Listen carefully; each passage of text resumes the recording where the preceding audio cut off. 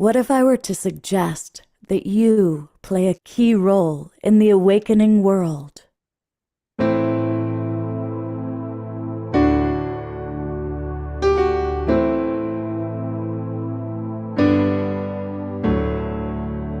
that you are watching this because you have heard the call.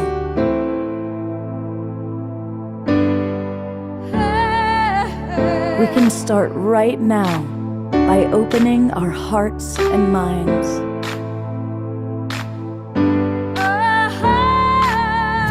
Welcome to the awakening world.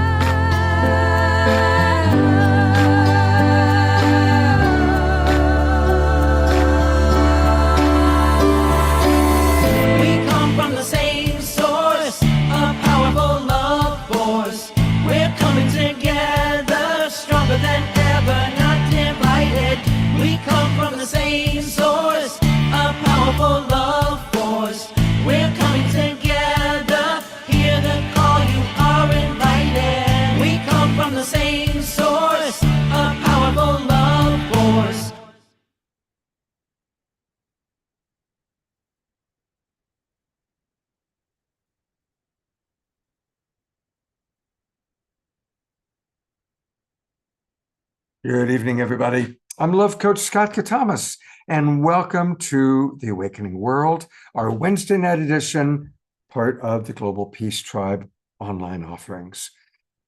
You know, I'm going to talk about my mom for a moment. When she was still alive, I bought her a porpoise, a dolphin, and underneath it, it said, everyone needs a purpose in their life. And Mom put it in a very prominent place. And she would bring it up to me all the time. And I'm thinking about that today because tonight's show is all about finding our purpose, or finding our purpose, of course. And we've got some amazing presenters who are going to be with us, helping us. Now, some of us are blessed to really be kind of connected and know what our purpose in life is. And others might be in a transition period. And that can be challenging, especially at this time in our world where there's a lot to be done. And so we've got three extraordinary women who are going to talk to us about finding purpose in life. And one of them you know very, very well. She's one of our favorite people. It's Zenka Caro. And Zenka is back with us, and she's going to tell us all about her amazing new project, the Holo Movement Purpose Lab. So welcome back to the Awakening World, Zenka. Thank you, Scott. It's great to be here. Welcome, everyone. Glad to have you guys backstage and online. What's really cool is two of Zenka's friends, who you know, are also going to join us later in the show. Raquel Spring and Altair are going to be joining us because they are with you, doing a big project with you, and we're going to learn all about that as well. Yeah. So that's kind of an extra treat that we've got going on. Now, as you know, Zenka is part of the Evolutionary Leaders Network, and another friend of ours that we've met recently, who's also a member of the Evolutionary Leaders Network, is Amanda Sanders. And Amanda is the co-founder of Authentic CEO, and she has brought on her partner, Amy Levin, and they are going to tell us all about the work they do in helping people find their purpose and live their lives to the fullest. And they're both extraordinary women. You'll learn all about them a little bit later on in the show. But we always like to start our show, as you know, with music. And of course, we have our wonderful house musical artist, the irrepressible Omashar, to get us off to a look at that colorful background. Wow. Trey Psychedelic. Well, I knew you were going to call me irrepressible, so here I am, irrepressibly uncompressed. So, without further ado, namaste, everybody. Got a frog in my throat, but hey, frogs are frogs. Here we go. So this one, and we're off.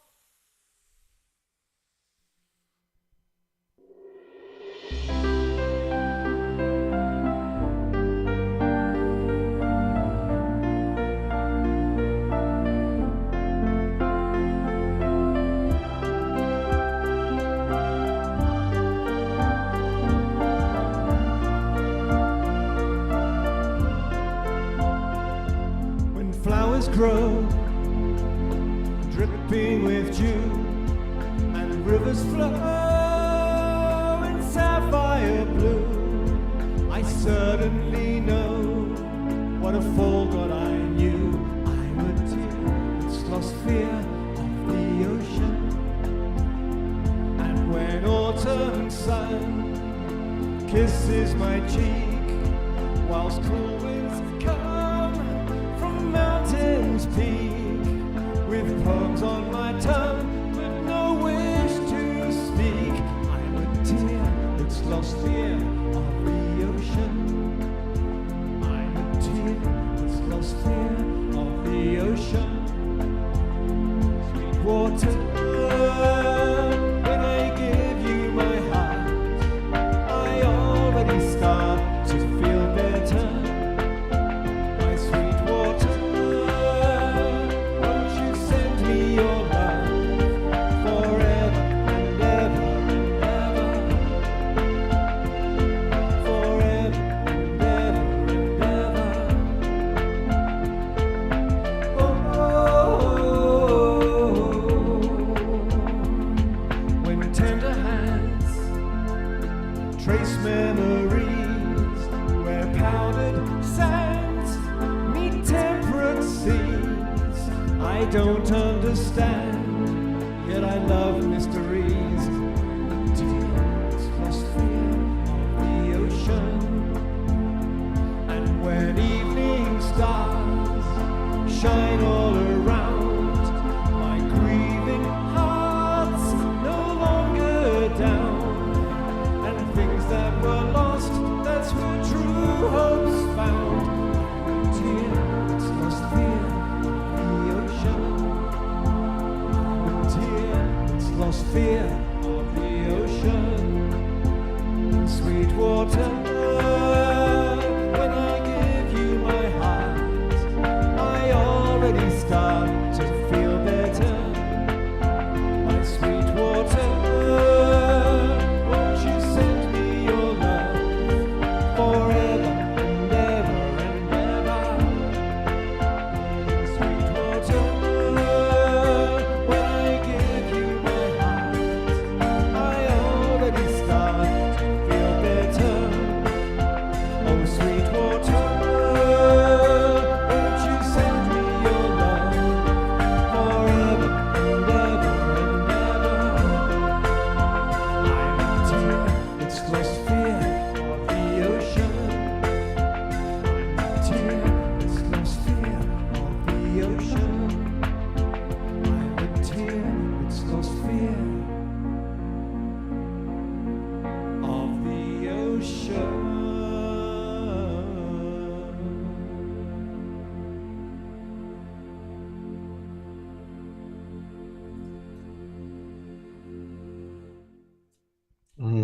That's all Twinkle Beloved Omashar for that beautiful song. It is so sweet. Such a sweet song. Thank you, Omashar. It's a sentimental one. It really gets me. Thank you. And we will have 2 more Omashar songs later on in the show. So we're excited about that. So finding your purpose. And I want to bring back now our kind of 2 of our main presenters tonight. Amy and Amanda, they're quite the pair. They are the co-founders of Authentic.ceo. And I'm going to put a little bit of their bio and all about them into the chat box. But ladies, tell us about the service that you provide and some tips for finding and really living our purpose in a dynamic way. Amanda, you go ahead and start. Well, we seem to be called in the exact same way, which is how we teamed up to do Authentic CEO. We come from very different backgrounds, but we got the exact same calling, which was bring consciousness to corporations.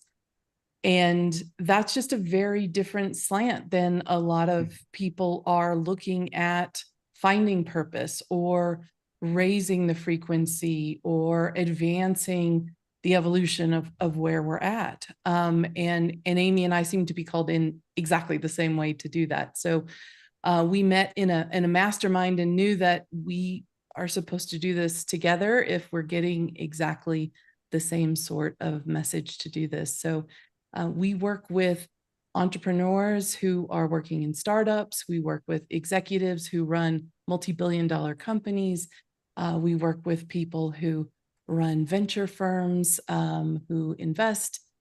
We work with anyone who's on that side of what they consider that they're doing is some sort of business that they're running, whether that be traditional business or non-traditional business, profit or nonprofit business. And the way that we look at it is your purpose is really about alignment, right? So many of us look for what is it that I'm here to do? And so many of my teachers have come to the realization that there may not be one thing that you're here to do. There may be many things that you're here to do. This in this moment, this in this moment, this in that moment.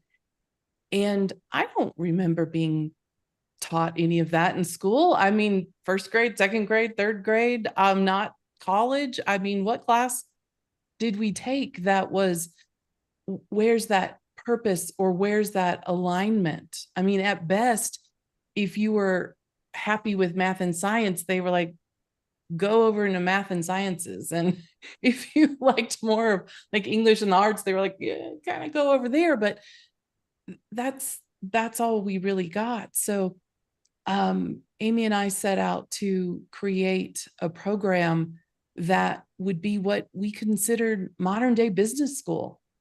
What would it be like to create a business school that was not only about you and what are you supposed to be doing, what's aligned with you and your purpose and what you're here to do, but what's aligned with what wants to be created. This business you're either running or creating, depending on whether you're a corporate executive or a startup founder, what is in alignment for it? And what does it mean to create a conscious business? Because I think there's a misconception that it means you have to be saving the whales or doing something as a nonprofit to be a conscious business. And we can all create conscious businesses regardless of what business we're creating. I come from a software background, and every single software company that's being created today can be a conscious business. Every leader that's being born today can be a conscious leader if they choose. Every culture of every corporation can be a conscious culture if they choose. So at the highest level, that's what Amy and I do. We have a program called the Growth Catalyst Program. We would love to tell you a little bit about it tonight. We brought a couple of exercises if anyone's interested. We like to not just talk about things, but actually give you a few little things to do. And so we'll give them to you throughout the evening as well to let you walk away with a few little insights.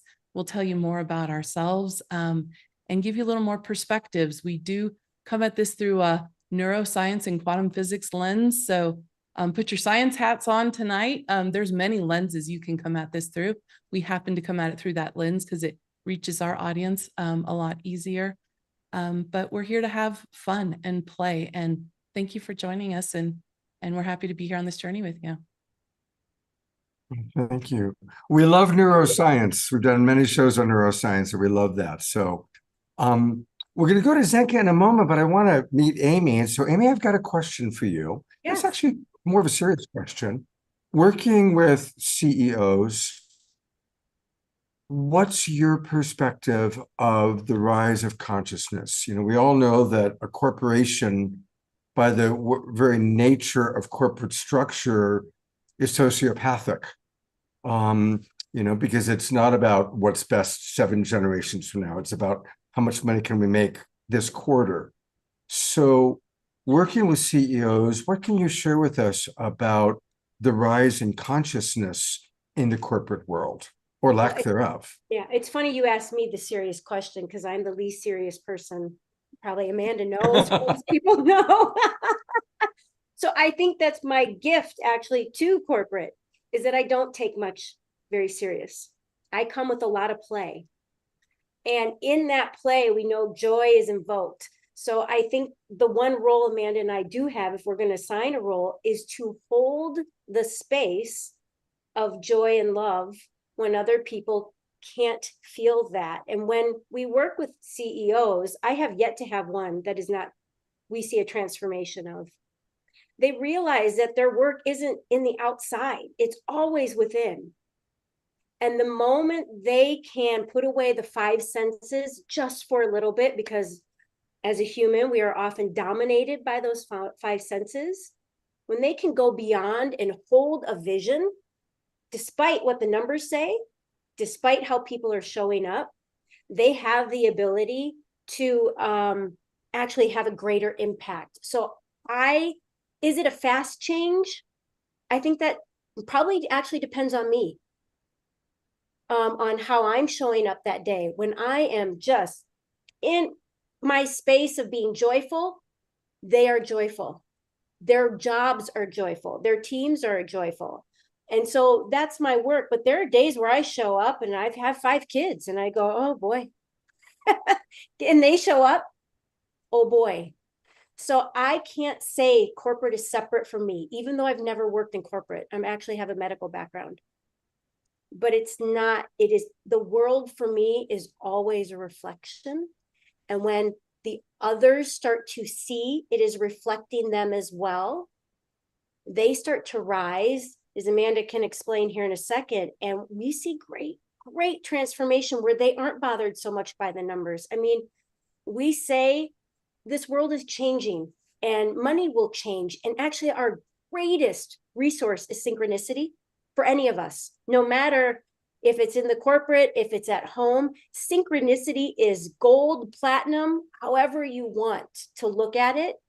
And it trumps everything. And when we can tap into how do we have synchronicity, not just now and again, but multiple times in our daily lives, but in business, things skyrocket. And synchronicity happens, but it affects everybody with win-wins. That's what we see.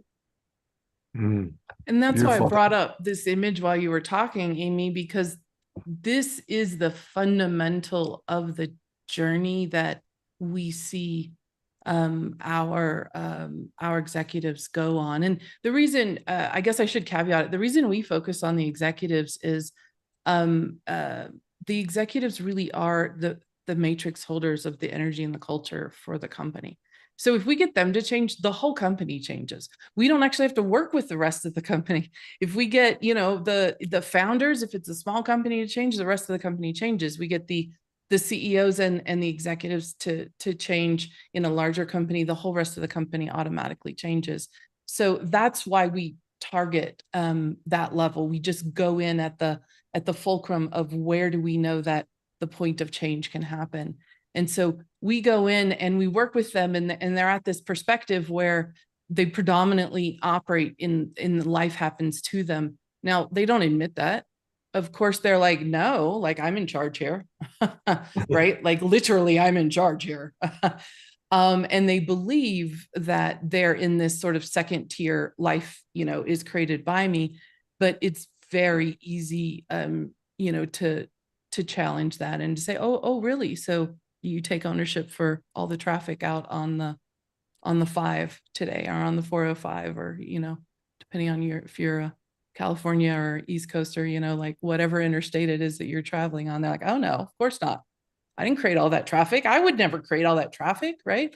Oh, you take responsibility, for the wars, that are going on. You take responsibility for the leaves on the tree, even for the flowers, that are blooming. It doesn't have to be things you dislike, things you like. No, like of course I didn't grow every leaf on every tree, oh, so then you're not really in charge of everything. So you can start to find that, no, there's a lot that they're not in charge of. If they were in charge of everything, they wouldn't need lawyers. Right. That's the easiest way to find out in business. How big's your legal team? Oh, so you're really not in charge of everything. The bigger your legal team, the more that life is happening to you, because your contracts are getting bigger and your legal team's getting bigger because things keep happening to you and you're trying to prevent them from happening to you, right? So, our goal, and we work not just as us, but through accelerators, tech accelerators, through venture funds with all the portfolio companies.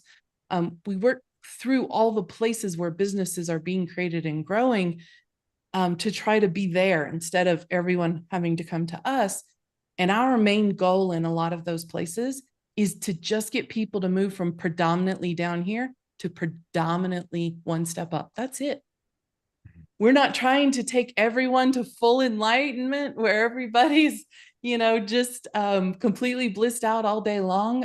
Quite honestly, if everyone went to unity consciousness, we actually wouldn't have very many entrepreneurs, because as you guys probably know, in full unity consciousness, nothing is broken, nothing needs to be fixed. And so therefore no companies would need to be invented, no products, no services, right? There would be no entrepreneurs, basically. And so from a true business perspective, like real good innovation and conscious business happens sort of in this middle realm right here, where there's still fun and interesting things in this game called life to play and create, but you're doing it in this healthy, beautiful, networked, integrative way where you understand how we're all related, rather than feeling so separate and chaotic and not understanding this everything looks very separate from down here. So yeah, we see everyone rise. We have probably about a third of the clients that we work with long-term actually spend about a third of their time in this third rung. And that is beautiful. When they start to see that they're just an instrument and life just happens through them and they're a CEO, you've never heard different words out of a CEO's mouth than one that's transitioned into life happening through them, because it's no longer about quarterly goals and making this happen. It's about showing up and being present, and whatever the direction of the organization is supposed to do at the moment.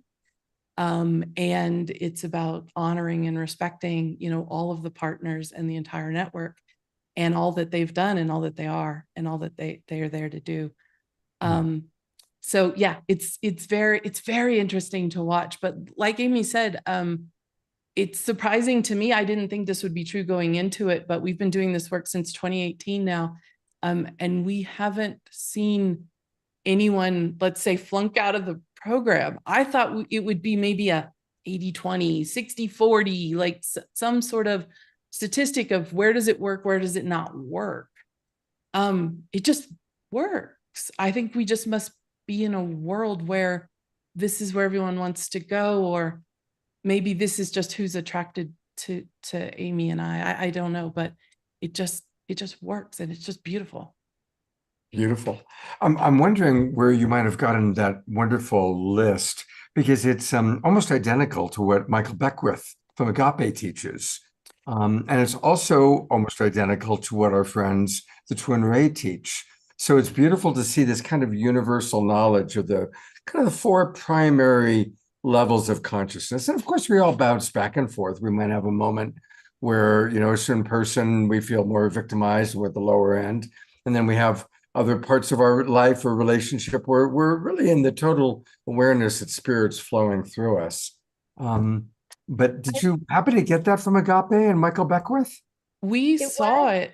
So go ahead, Amy. I think it was Michael Beckwith, but what Amanda doesn't know is probably a month ago, I was listening to a book, and I can't remember what the book was, if it was written in the 40s or the 50s, and it said the exact same thing. Mm-hmm. Wow. So we saw it in so many sources when we actually adopt. So we're curators. I guess we didn't say this in the beginning. We're actually curators of what we see as highly resonant things for business. So we source a lot of stuff. We couldn't find a source for this one.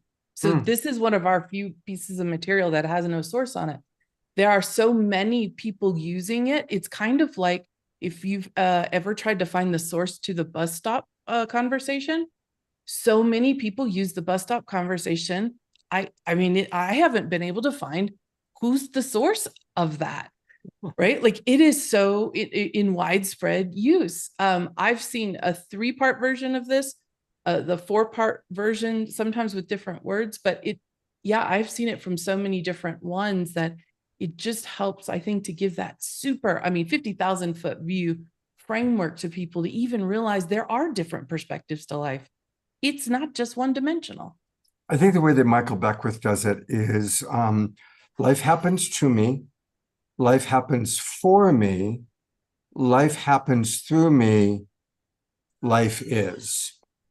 Yeah, he's a little bit different. Anyway, it's beautiful. We're going to come back to the two of you because we've got a whole couple of hours to get to know you. But I want to bring our other amazing presenter on, the wonderful, magical, magnificent Zenka Caro.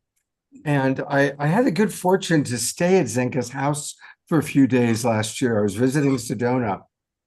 And there is always something going on at her house. There are people who are blindfolded playing ping pong. There are, people coming in and out with magical things. She is just the most creative, interesting human being. So Zenka, I know you've got something very exciting new to share with us. So take it away and tell us what you're up to. Yeah, thank you so much, Scott. Tonight is no exception. We just had a group filming a manifestation device using interlocking hands, not just holding hands regularly, but holding hands in a Rodin coil that we're using to manifest new templates for the community into reality. So Lynn McTaggart is starting to do this too. So instead of using the power of 8 to heal people or to cause world peace, because we've been doing that, how can we use our group intention, the Global Peace Tribe, etc., to support these conscious CEOs that Amanda and Amy are working on and cause those synchronicities, right? And tonight, we're actually meeting about the Fashion Lab, which is another community template we're doing in October, which is going to be so fun. It's a hackathon that starts at Friday night at 6 o'clock. And then it's Sunday at 4 o'clock, we do a fashion show. And something about playing with our clothes and being more ourselves and bringing this joy of authenticity and learning how to use a sewing machine and getting the person next to you to be like, hey, I need this, it's in staying up all night and just doing what you can in 48 hours is going to be so much fun. And we hope to spread it to other cities. So going back to tonight and purpose. So it's very interesting because my nonprofit LightNet, I wrote in the chat that my purpose was to make the impossible possible, kind of like to prove that nothing is impossible when we use our consciousness.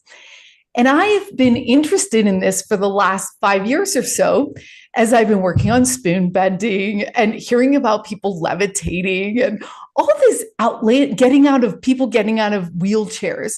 And I thought to myself, like, how did they get out of that wheelchair? Like every single doctor told them they couldn't. What did they do? And this is the stuff of miracles that we're just starting to try to understand. That there's miracles in consciousness. There's miracles in when we come together to do stuff. And, we had a contact lab, we have an addiction lab helping people rise out of that. But the oddest thing is we realized we needed a purpose lab of all things.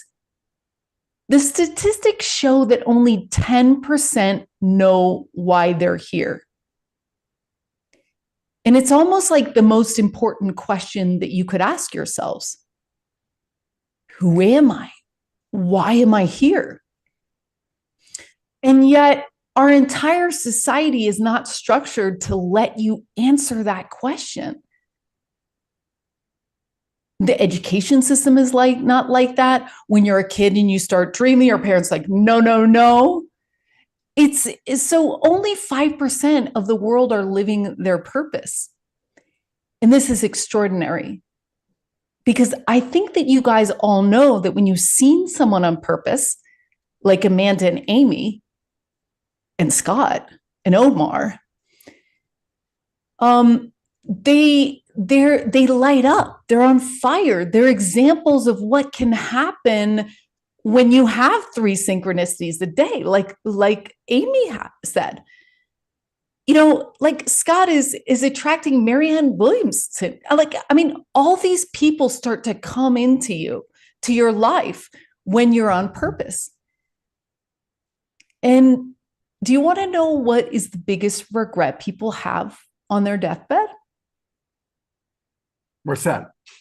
It's not living their, living for other people, like not really doing what they wanted to really do. Mm. And we start to realize that when we're doing what we want to do and what we're here to do and what our unique personality is all about, that's our gift to the world. That's where you have true impact. That's where you can help the most people. That's where you can share your joy and love and genius. And somewhere along the line, we stopped believing that we could make money doing what we love. And so we got to turn around this. And I want to share a couple slides to show you what we're working on and how we're doing it. So the Whole of Movement, which many of you guys know, is a network of networks. It's not an organization. It's just people, organizations like Scott's and mine coming together to explain that we're all one.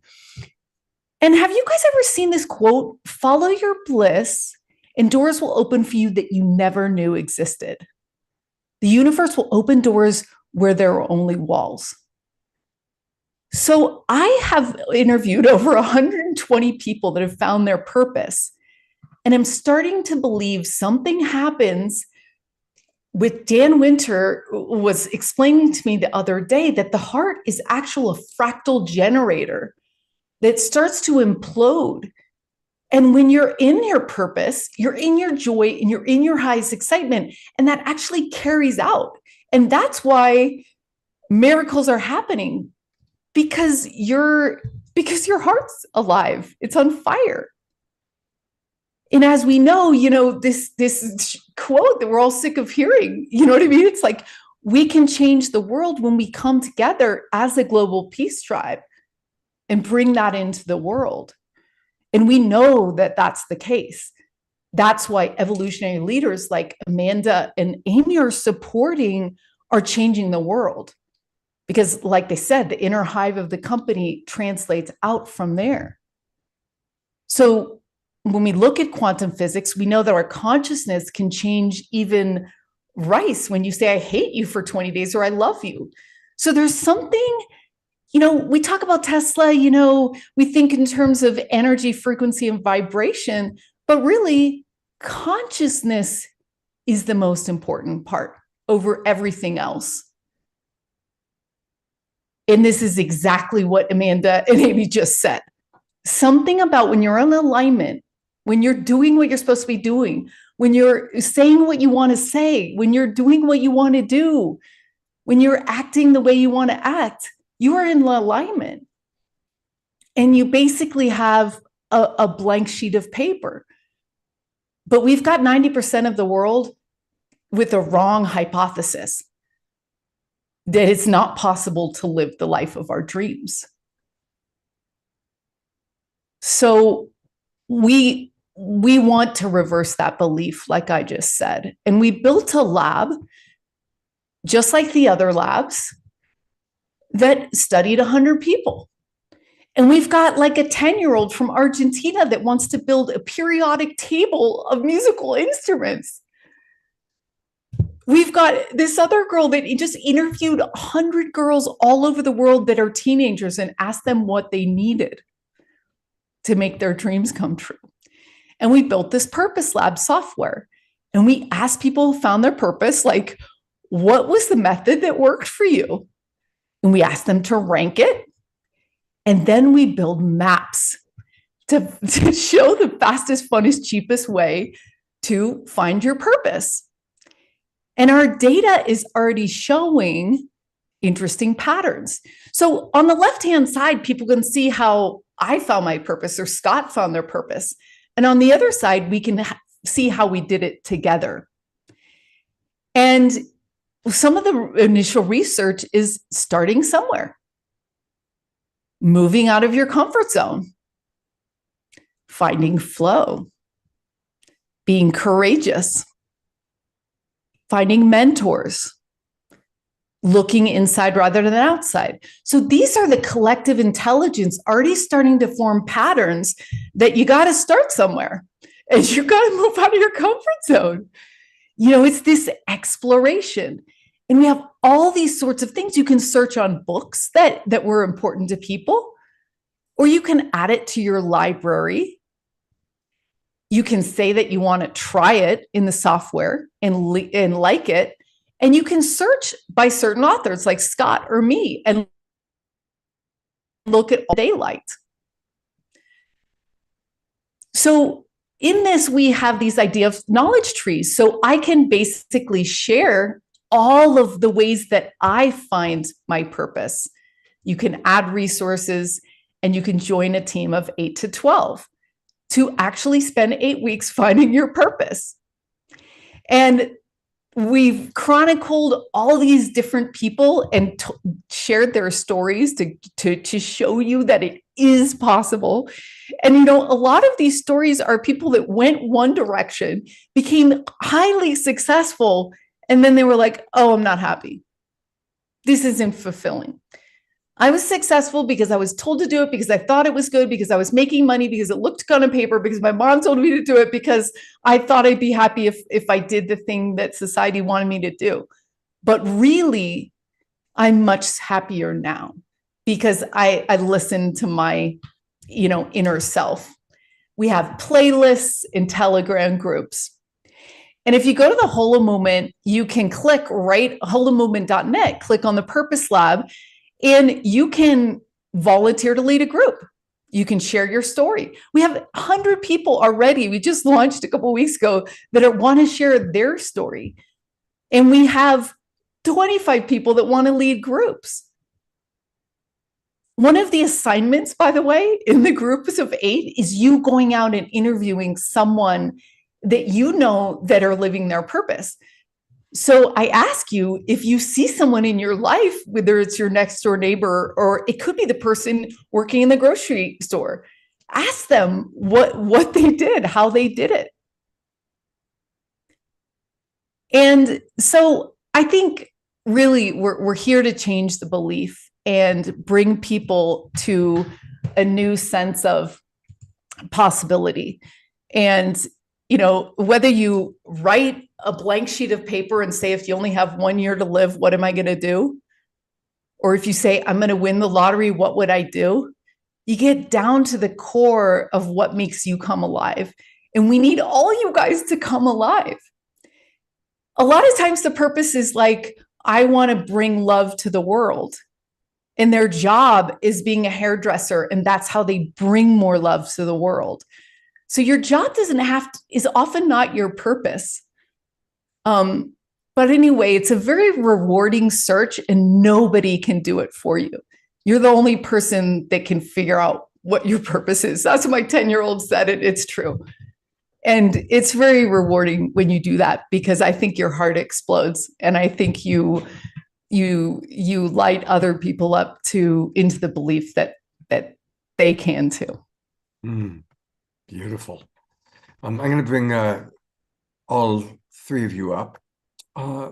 So, of course, we all know, and you made it very clear, all of you, how powerful it is when we have found our purpose. Let's just speak to the people who are watching right now that are in between, that they left what wasn't working, they left that job, or they left that relationship, or they left that community. And maybe they're even in a time of purgatory, a time of disillusionment. What are some steps or some advice that we can give for those people that are in that in-between space? Scott, I can go because I've been there. Okay. Haven't always known. My son recently I have out of the 5, the 4th just went off to college, and he came home a little disheartened, actually in tears, and said, I don't know what to do with my life. I don't know what my purpose is. And I said, oh, honey, whoever told you you're the one that has to figure out your purpose?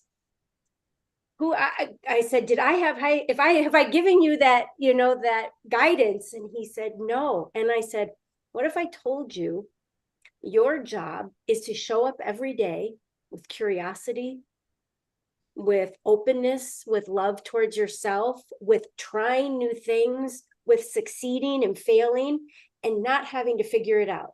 What if I told you right now, you're 19 years old, what if I told you? And he took this breath and he goes, I would feel so relieved. I would feel so relieved. And I said, you were born on this earth. Life knows your purpose. Deep down somewhere, you do know your purpose, but maybe it's not ready to be revealed right now, and that's okay. I said, my purpose, if you ask, has probably, I thought, was through my job and changed many times. Now I know my purpose is just to show up and be joyful no matter what I'm doing. He's not quite there yet. That's okay. So giving yourself the relief to say, it's okay if I don't know. And his other question for me was, what do I tell people when they keep asking me, what are you going to do? What are you going to do? What's your purpose? I said, you tell them you're figuring it out. And 3 weeks later, he came back to me and he goes, Mom, that line works.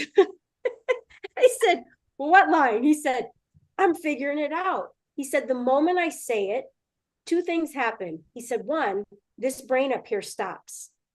It gives my brain a break from the questions. And he said, and when I say it out loud to somebody, they don't have any more follow-up. They just go, oh, yeah, you'll figure it out. Of course you're figuring it out. It brings this sense of peace of, I'm whole and complete now. Life will support me. That's how valuable I am. That's how valuable we all are. And to trust, as Zenka said, trust that we are here to be joyful, be supported in our joy. It is so powerful. And so I really did. When I went through a divorce, I had no idea where I would go. I'd had many careers, you could say. And if you ask me today what my purpose is, I will tell you it's to be joyful. It's as simple as that. Right now, that work's coming with Amanda. Tomorrow, it could change. And I actually like change, so that works for me. But give yourself grace. Give yourself so much grace and love. And instead of that nagging voice that says, I got to figure it out, use something like Zenka's tool. Talk to people, but just get curious. What sounds interesting? What sounds fun? Your joy itself changes the world. Beautiful response. Zenka, Amanda, is there anything you'd like to add to that brilliant response? But you might have some other pieces as well. I do. But go ahead, Amanda. I want to echo something that Zenka said, because you said somewhere along the way, we started believing we can't make money doing something we love. And that's not just the only belief we took on. We have taken on so many beliefs that that's likely the only reason you're not hearing or noticing your purpose, because it's there. It's talking to you. It's being reflected to you. It's like a child pulling on your shirt every day. But if you have hundreds of other beliefs that you're wearing like a heavy coat, you can't feel the tug on the shirt.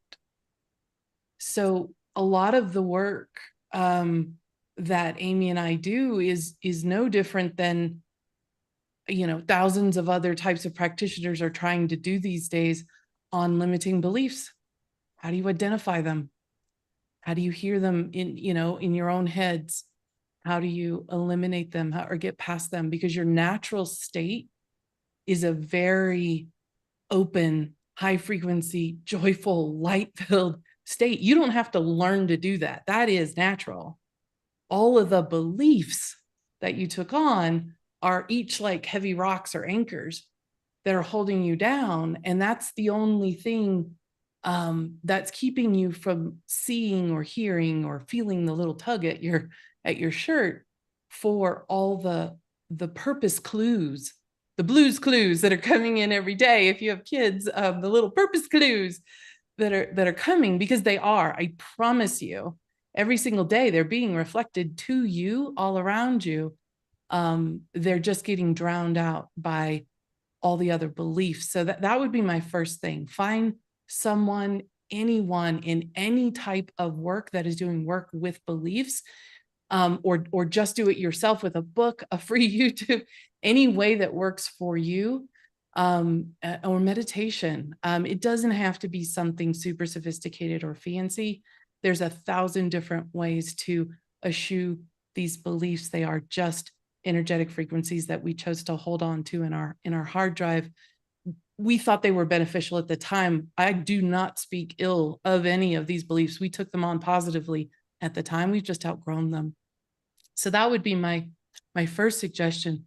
My second one is actually we brought a little tool for you guys that I can share here. Let me bring it up. Share. View my screen. Oh, actually, the slide I have up is one of the reasons why I brought the tool. This is one of the beliefs that we've given Gen Z. Gen Z actually has been voted the most stressed out generation because we have given them this belief that if they are not busy all of the time and pushed to the max, then they cannot achieve this word successful, right? Isn't that an interesting measuring stick that has absolutely no tick marks on it ever and no goal line that you can ever pass? And so, you know, of course, we've got to get over that. We've done that for an entire generation.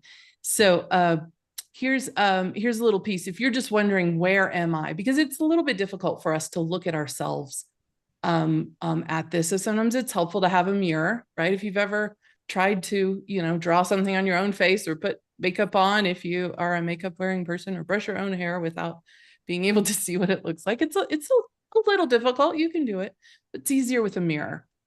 This is a third-party test. This is Amy and I did not develop this, but we really appreciate this person who did.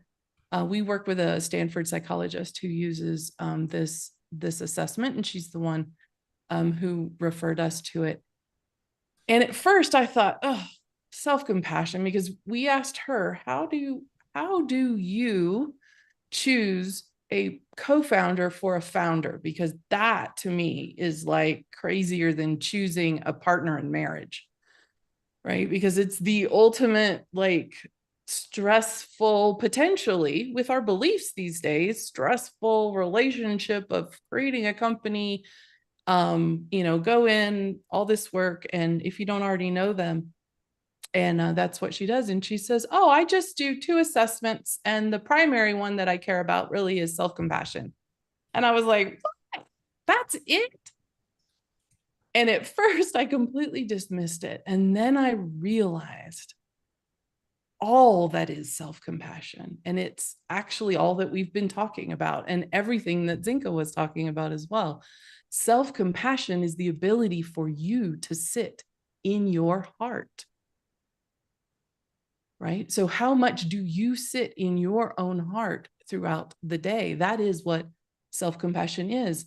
And so this test lives at self-compassion.org/self-compassion-test. That's a lot to type out. So I created a little short bit.ly link for you. It's bit.ly-self888, just because that was available.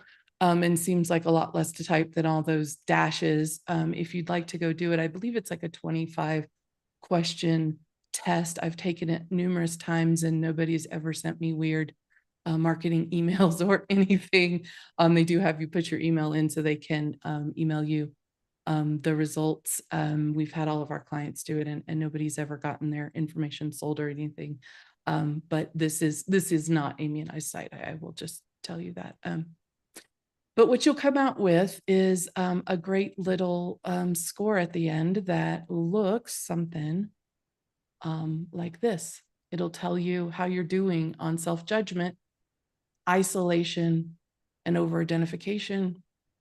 And you would like to be low on those if you got to choose, right? Because we are more compassionate when we have less self-judgment, less isolation, and less identification with the self.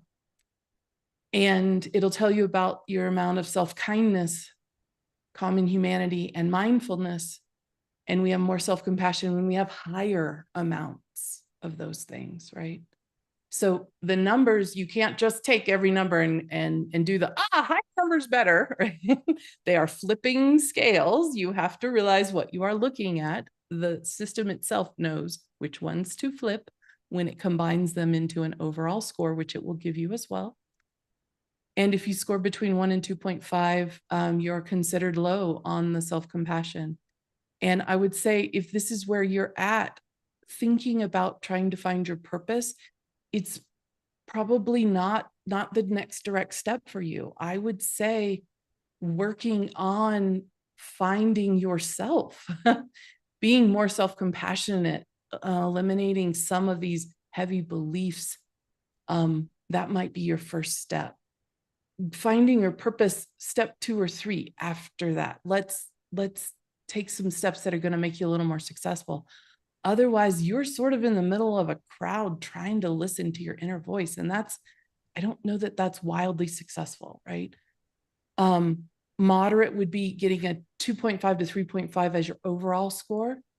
Like you've got a good chance there that you could hear. We can always get better.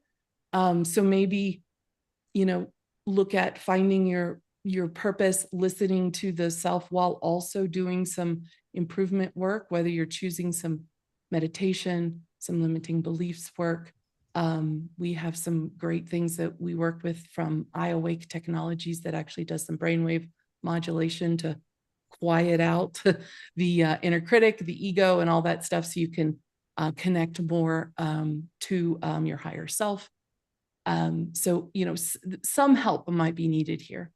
If you're scoring in the high range, the 3.5 to 5, I think you're good. I think it is much more what Amy described. I happen to know Amy's child. I've met him a couple times, even though we actually live in very different states. We don't get to hang out in person very often.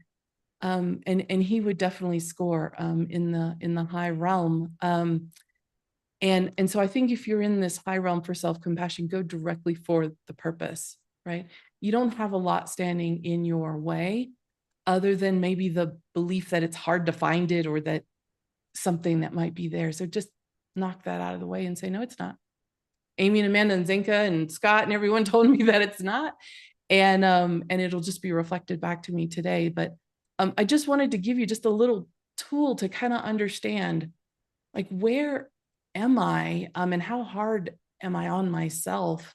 Do I sit in my heart center with that? And if you guys will indulge me for just one more moment, I have a really great tie into what Zinka told you and the info that we brought. Like, our minds are totally vibing on the same stuff. And I'll actually let Amy describe it if she's up for it, because I know you've heard my voice a lot here. So we're loving all of your voices, and everything you're sharing is wonderful, really wonderful. So Zinka, you were talking about how when somebody is in alignment, that like their heart seems to be generating, and this joy and all of this. So Amy and I are huge fans of Dr. David Hawkins' work. Anybody who's studied under him will recognize that this is an adaptation of his work. I think I first heard him speak in 2001. So I've been studying his work for a very long time now. And just been fascinated at how he approaches things, especially because we come from the science side and everything is energy. We actually use this adapted model of the energetic frequency of your state of being or your emotion with all of our CEOs. So I'll let Amy describe it a little bit, but this is exactly what you were saying. When you're in that joy, you're actually in a place on this chart where things happen differently. When you're in the places where most people are most of the time, very different things happen, very different laws of physics take over, very different interactions happen. It's just two completely different worlds between, medical healing and not, construction, destruction, creation, and so it's just, I just love that. Like when you were describing, I was like, we same topics just differently. So go ahead, Amy, I'll let you describe this a little bit in case there's anyone watching who's not really familiar with this work. Well, somebody asked a question about over-identification on that test. So Mm. I can say if we were using this chart for over-identification, if there's some sort of suffering and you can't get it out of your mind and you are beating yourself up, you are below that line. That's over-identification with your mind, with the beliefs that aren't serving you. Could even say with your body, with your health, whatever that is, that you're judging so hard and the story's playing over and over and over again like a broken record. When we rise above and there's self-compassion and there's the over-identification, you might still feel sad. You could still have tears, but it's more the joy still of the journey. There's no attachment to these thoughts that are going, or even the feelings that you're having, because there's actually some gratitude that you get to experience it all. And the higher we raise, it's easier, you could say just like strengthening a muscle, it is easier to hear the whispers, to allow the emotions just to go through. They're like a wave. The thoughts to come, the thoughts to go, and there's not an over-identification because there's just so much love for the whole being that you are and the experience. But this zone of co-creating, these lower levels, I'm saying lower, but there's no judgment in these, right? We've played in all of them. But as we don't want to be so low all the time that we are constantly looking at ourselves of what to fix, because we will get more to fix. The world of what we need to fix, because we will get more to fix. Everything is just being reflected. And at times as a society, sometimes we go down into fear or anger. And that's okay because it gets things moving. But that's not where we want to stay when we are then making really effective decisions. You take the bounce and you come back up. Because we know when we are above that line, the inspiration, the ideas, the people that we meet are very different in that frequency than when we are in the frequency of fear, in the frequency of confusion, in the frequency of guilt or shame. There's just not much there's not very much momentum, and especially those lower ones. So it takes a lot more effort to get things done, physical effort to get things done. And so it's not ever this is a journey. So, and everyone is right where they are. And it's more of becoming the observer of it and then the experiencer of it, so that we can, right? When you're trying to find your purpose down in fear, it's a little more difficult. The decisions that you'll make and the life experiences that you will have will be very different than if you're making these life choices up in gratitude. And so I always encourage people that we're working with, before they make a decision, get in alignment and then act. Get in alignment and then see what comes to you. And where they are in alignment, if they are down at guilt or blame, alignment for them might just be moving up to fear. There's no, I'm not saying everyone has to rise above to gratitude or above that. It makes life a lot easier. But sometimes just that relief of feeling anger compared to guilt or shame is a huge difference. And we know this from a study that they did with women who were abused. They kept saying, why don't you just love yourself? Why can't you just love yourself? Why, can't you love yourself so you'll leave? But if you look at the chart, a woman who's in an abusive relationship, or a man, we'll go both here, they are typically in shame, guilt, and fear. To jump up to unconditional love is often like asking somebody to get in a boat, cross the ocean without a motor, and maybe you got one oar. That was too much of a leap. And so what they found is if they could get the women just to get to fear or anger, to anger, there was movement. So we often judge these lower emotions, and no, I would want nobody to sit in those because we know what it does to the body on a physical level, but they can have purpose. And for us to judge, right, the other part of our work is not to judge where somebody is, if they are in fear, if they are in anger. When we are holding the space, we get to hold them in that higher zone of co-creating, because we know, and I'm sure so many of you here know, the life that you live when you are predominantly up in those upper frequencies and connected to something more than yourself, that's when we call magic or miracles. They just happen every day. And it's a beautiful, different, joyful ride. And so purpose takes on a whole different meaning in that space. I want to connect one dot for you. That we talked about here earlier on this call, Lynn McTaggart's groups were mentioned.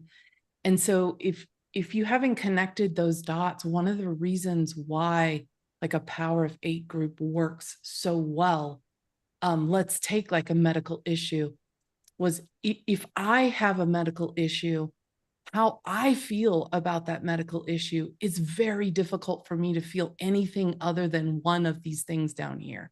If nothing else, the desire for it to be different, right? Even if I can rise above pain or anger or disappointment or something, likely I have just desire for it to be gone, which is down here, right? So it's very hard to create from a contractive energy. It just takes enormous amounts of effort to overcome it. But if I ask Amy or Zinka or Scott or anybody else, right? If I said, will you wish it for me, right? Their feeling isn't a feeling of desire. Feel it when you wish something for someone else. You just feel the joy of it already being done, right? That's up here. That is why the Power of 8 groups work, because it is difficult, not impossible, but difficult for people often to rise themselves on a topic from down here to up here. But it is much easier for a group of others to bathe you in it, because their natural state is like, of course, I don't have any limiting beliefs around why you can't have that thing that you're wanting, that healing, that gift, that miracle, that thing. Of course, I will wave my magic wand. It's fun. It's joyful. Bada boom, bada bing, done. And they can do it from a space of up here much easier. So just wanted to connect those dots for you. Fantastic. I mean, this is really, first of all, thank you for all the wonderful show and tell. It's awesome. And we're going to do a little digesting. We're going to digest all this wisdom. So we're going to go to Omashar for our second song of the night. And then, of course, we're going to go back and hear from Zinka and possibly a couple of Zinka's friends. But for now, Mr. Omashar, take it away, brother. I will. Was ready. Mm-hmm.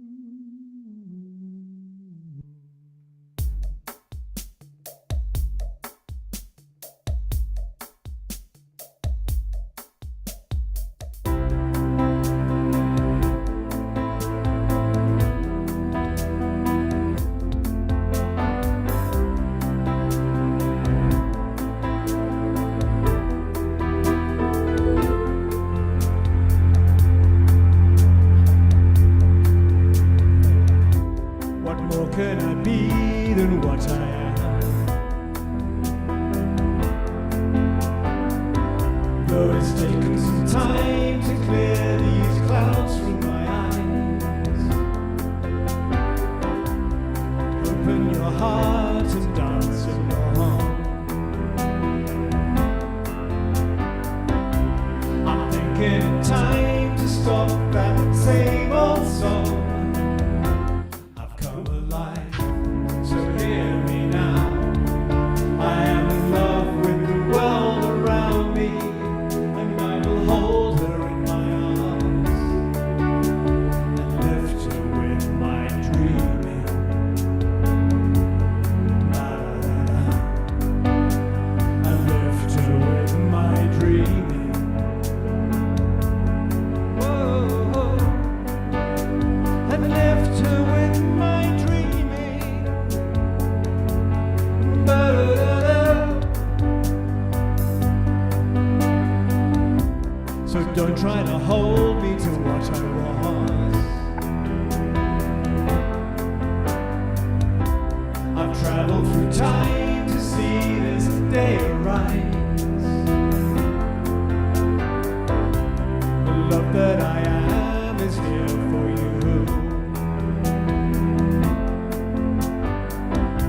So open the door and let the sun shine in.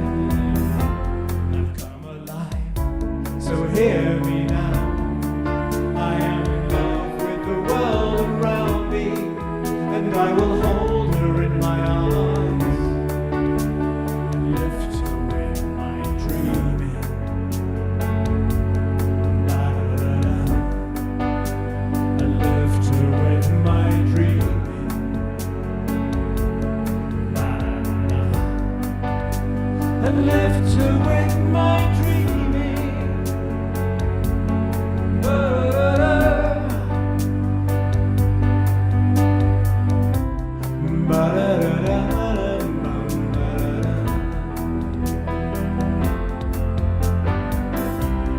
Ba-da-da-da-da-da-da. So open your heart and dance along. I'm thinking it's time to stop that same old song. I've come alive, so hear me now. I am in love with the world around me, and I will hold her in my arms and lift her with my dreaming. Ba-da-da-da. And lift her with my dreaming. Ba-da-da-da. And lift her with my dreaming. Ba-da-da-da. What more can I be than what I am?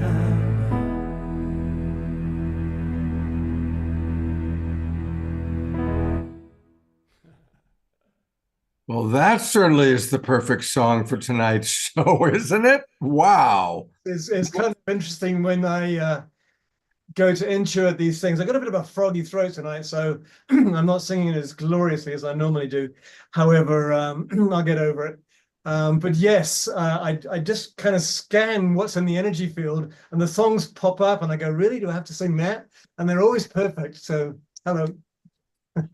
I mean, all those lyrics are so what our three wonderful ladies are sharing with us tonight. Exactly what I felt. Thank you. And a reminder that we can get all things Omar Shah at his website. It's his name, omarshah.com. And a reminder that you want to scroll down and go to Bandcamp, because Bandcamp is where you're going to find all of his albums and where he will get the most percentage of those dollars spent. So let's all support Omar Shah by yes, indeed. It's funny the percentage. In keeping with the tone of today, my mum is still saying, "When am I going to get a real job?" Oh my God! I know. It's like I've been dealing with all this early programming, and part of my parenting, I was parented by my grandparents somewhat. And so there's some really old conditioning in there. And the higher I go above the line of that chart that we were just blessed with, Amy and Amanda, thank you very much. The more I see that conditioning, and occasionally I have to dash down to the bottom into despondency and despair and get a little angry and then go, hang on a minute, I can reprogram this. And so that's where I am too. So this theme tonight is really important for me personally, as I'm sure it is for everybody who's watching. So thank you. Well, you can share with your mom a couple of comments that just came in. Ayada wrote, Omashar, absolutely perfect song for tonight. Hold the world in my arms and lift her with my dreaming. There we are, right there. And I just saw the comment, Mick Jagger's mum kept nagging him to get a real job. So thank you. You're in good company there. Indeed. In fact, I did actually appear on a stage with Mick Jagger in New Zealand when I used to be in pop rock bands. And he was touring as Mick Jagger, not the Stones. And we were the mystery band as his backup, and so a little claim to fame there. Yeah. Well, that's an interesting claim. We'll have to hear more about that story sometime. And that's it. That was the whole sheriff. So there we are. Omashar, I love you so much. Hey, Omashar, you're going to see a couple of our old friends. Look who's here. Wow. And out there. Awesome. Nice to see you Wow. all. So beautiful to see you all. Such a joy. I mean, you talk about the Rolling Stones. I mean, it's like seeing the three of you together is like all of a sudden seeing Paul McCartney, Mick Jagger, and Pete Townsend all in the same room together. Except two females. Let's bring that one in. Who can we do? I don't know, somebody. Yeah, it's a dream team. Thank you for being here. It is definitely a dream team. Well, wonderful beings. We love all three of you. What are you all up to? Tell us the exciting news. Yeah, so I wanted to quickly respond to Amy and your question and Amanda, and then tell you what we have going on this weekend, because I can tell you right now, finding your purpose is funner in a group. It's a lot easier.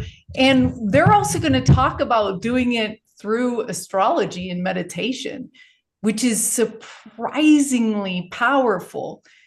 It's almost uncanny. Like, how could the stars know? How could my birth plan know? How could that be the guide? And, there's a lot of tools out there, whether you do gene keys or whatever, that center around your birthday, telling you what your purpose is. So did you choose your purpose before you came down here? We don't know. And that's one thing I want to just touch on before we talk about what they're doing this weekend with people to zone in on that. Now, Amy talked a lot about joy and how that's her purpose. And then we looked at the Hawkins chart that Amanda showed. Joy is right before peace and enlightenment. That's how you get up to the top when you dump all the other stuff, right? You're in joy. And often I think that one of the best things you can do if you're looking for your purpose is think about, if you had an extra day of the week, what would you do? Would you cook? Would you sew? Would you take a walk? Would you call your friends? What is it that you wish you could do more of that brings you joy when you lose track of time? Maybe it's play music. And that frequency is what is nutritive to everyone around you and to yourself. And we're all built differently. So finding what that note is that's your calling. That's your song, right? And I just want to say two other points about the research is, number one, a lot of people wrote down, stop thinking it's going to take a long time. What if it doesn't take a long time to find your joy and calling in life? Number two, I had my palms read, and we interviewed someone that read palms, and that also gave me my purpose. And it was ridiculous. So just like Amanda and Amy said, there are messages coming through. and especially when you come to your heart. And finally, this one guy, Tim Kelly from Transcendent Solutions, we interviewed him, and he works with companies to find their purpose and countries to find their purpose. And he said, Zenka, you know, most people can just do the blank sheet of paper and figure it out, and that's going to be good enough. But he's like, there's leaders, like all of you on this call are leaders. You wouldn't be in this call if you're not a leader for what's coming. Consciousness is coming. He said, those people need to actually go a little bit deeper. And he says, what it is that you need to meditate and connect with God, Buddha, a tree, you know, whoever you think is where you go to. And you need to ask them what your purpose is. And he said the best way to do it is automatic writing. And he says there's 40 questions you can determine whether or not the answers are correct. And I just tried this the other day, and it's absolutely fascinating. So the answer is within you. It's within your higher guidance. And it's also within the stars. And this weekend, for one weekend, we're getting together an intensive get together to help you guys release those lower chakras, lower things that Amanda and Amy were talking about, especially rage. And these guys are going to explain this, to then look at your chart and look at what your North Node is, because that's going to give you a massive clue. And remember, it's just walking. It's one step, the curiosity, next step, next step. Tell them what we have planned this weekend. It's going to be so cool. You guys are powerhouses, both in astrology, Vedic and Western astrology, and meditation. So it's the greatest hits of finding your purpose. I just want to let anybody who doesn't know, Raquel is the astrologer for the Global Peace Tribe. She's who we go to on New Year's Eve. She's who we go to with all the big astrology stuff. She's a fourth generation international astrologer. Our audience loves her. And she brings so much love and wisdom and fun to astrology. And Altair, well, this guy is like the cosmic go-between between different dimensions of reality and us mere mortals trying to figure out one reality. He is truly a multidimensional being, helping us to really experience our multidimensional selves. So it's wonderful to have both of you joining us very spontaneously tonight. So take it away. Oh, I'm just going to start off by saying Scott, Omashar, and the whole family here tonight, because I've been here so many times on the show. I just have to say it's such a joy to see you all and to be here again. It's just so beautiful to share this space. And thank you, Scott, for the opportunity to come and share a little bit about what's happening this weekend. So just a big, big hug and love to all of you from us both here in Sedona. Mm-hmm. And I just want to take a moment and tune in with everyone and connect our hearts together. And, you know, this theme of purpose is a really big one. I'm a fourth generation astrologer, and I work every day with people. And, you know, one of the biggest themes that are coming up more and more and more is, what is my purpose? And it doesn't matter where you're at in the world or what you do for a living, or it's just people really want to find their purpose. And from my experience, finding your purpose is really about finding that authentic voice. This is what everybody wants at the end of the day, is to find that authentic voice, which in my words, I translate as being the new leadership that is rising on the planet. Leadership is about finding your authentic path, and from that place, leading the way. So I just want to start off with a few words of encouragement to all of you, that we're all on this path of finding our purpose. And the beautiful thing is that our purpose is always shifting. And so it's okay if you have been on a purpose up until now, And suddenly you realize that you no longer resonate with that in the same way. And maybe now you are in a place where you're being drawn naturally to something else, or maybe you don't quite know what that is yet. It's okay. Our purpose is always shifting because that's what evolution is about. Evolution is about these shifts, and finding our purpose is a continual journey where we're always expanding more and more and more into new aspects of what that purpose is. So with that being said, I want to share as well that Altair and I have been very blessed to be leading several retreats recently. We just came from Mexico just a couple days ago, where we were leading a series of retreats with many different families and circles of people. And it is very interesting to notice how the number one theme, aside from finding your purpose, because that's a very big one, but the number one theme that everybody's asking for to know more about is to experience the mystical worlds. And I know we can all relate to that.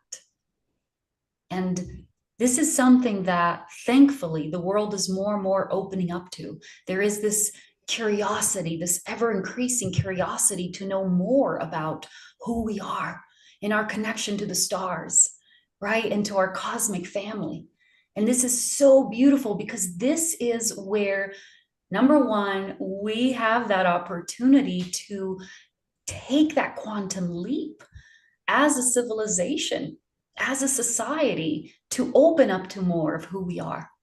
And number two, people like us who are so faithfully here seeking and learning and opening ourselves up to our gifts more and more and more, we are finally having a chance to stand up and lead the way.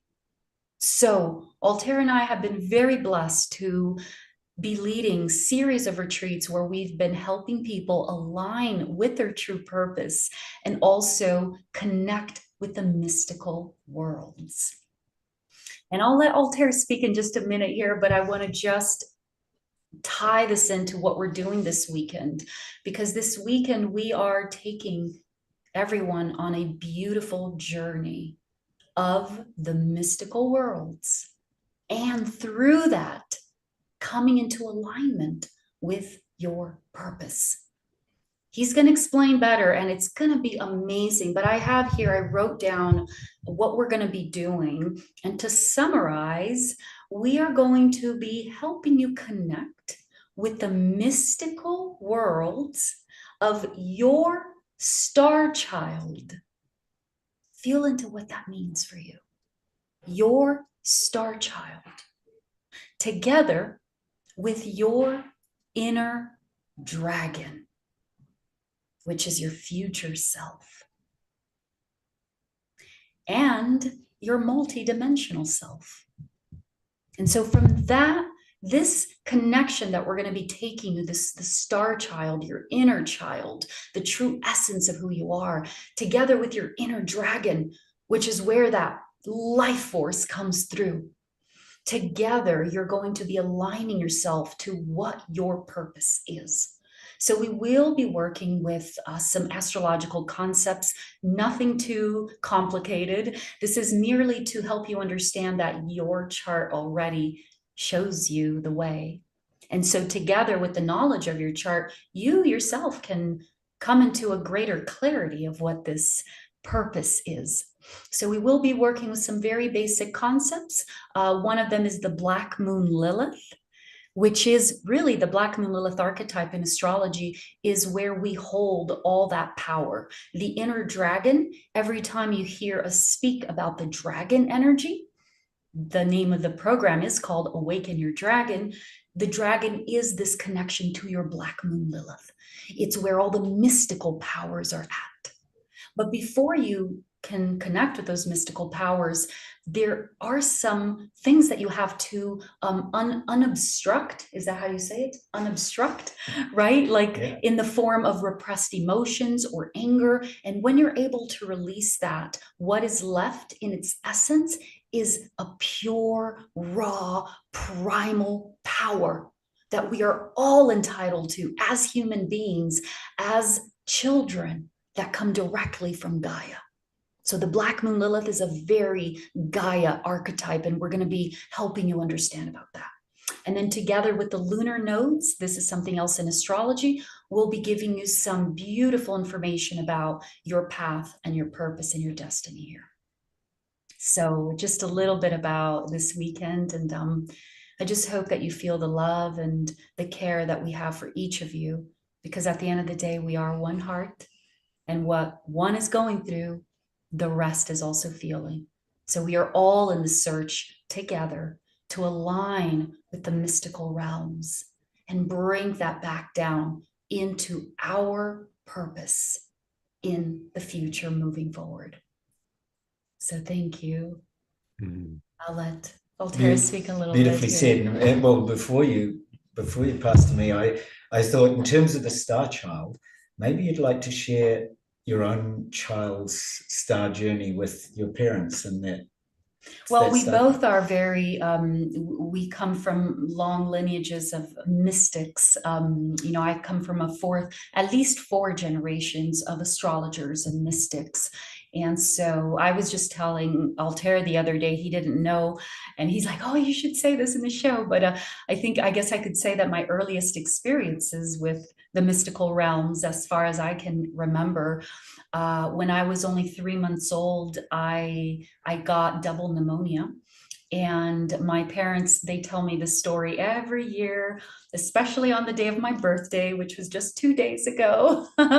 So they just told me the story again, and I was sharing with him. And so I almost died. I was 3 months old and I got double pneumonia, and the doctors were just basically telling my parents, say goodbye. I was the firstborn, and my parents were only 18 and 19 years old. They were devastated. So I was put in the intensive care unit. Is that how you say it? Intensive, which is like the last place before you die. And my parents would be with me during the day, but at night they weren't allowed to be with me. So they were staying in a little house that was right next to the hospital. And according to them, this is their story, they would not sleep. Every single night when they would go back home, they would just pray and pray and pray and beg God to save my life.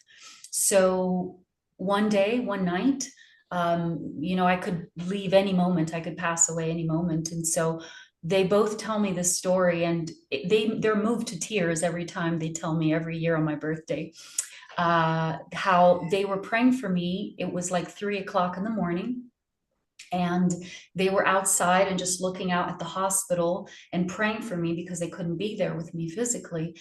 And they were praying, and all of a sudden they both saw a huge spaceship hover right over the hospital. And my father was just telling me the story 2 days ago, and he was like, and there was this big spaceship, and it was just going boom, boom, boom, boom, boom, boom, boom. And it just stood there on top of the hospital, and light came down from the spaceship right in the hospital, right over the hospital. And they said it wasn't a vision, it was real. And the entire hospital was filled with light from that spacecraft. And then my mother is the one who always tells this part of the story. It's her favorite part, but she said there were a lot of little baby angels, as she calls them, the cherubims. But she says there were these cute little baby angels, like they were just floating all around the roof of the hospital. And so at that point, when they saw that, they said that they knew in their heart that my life was going to be spared. So, and that's exactly what happened the next day. They went there and I was completely well. So every time they tell me that story, they say, Raquel, you were meant to be here with us. If you were supposed to have gone, you would have gone back then. And I often like to think that because of that experience, I was so near the edge of death. I was able to, what I say that nowadays I have like a foot in both worlds, right? I have a foot in the mystical realms and a foot in this realm. And I think it's really due to this experience, you know, when I was a newborn, and just being in this edge of life and having that experience myself made the mystical realms be very normal to me.